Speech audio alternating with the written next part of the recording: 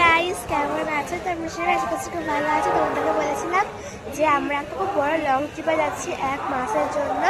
আর আমরা সেই লং ট্রিপটাতে বেরিয়ে পড়েছি। দেখো তো সব পেটি পেটি রাখা আছে, সবাই আছে।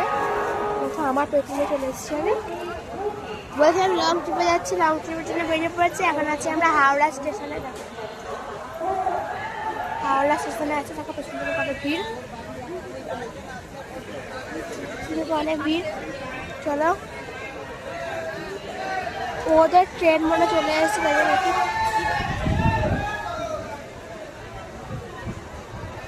তাই হয়তো তাড়াতাড়ি করছি, জানি না।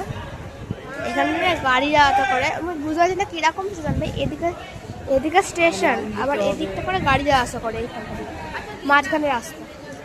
ভাই রে ভাই, তো চলো ট্রেনে উঠে তোমাদের সঙ্গে দেখা হচ্ছে।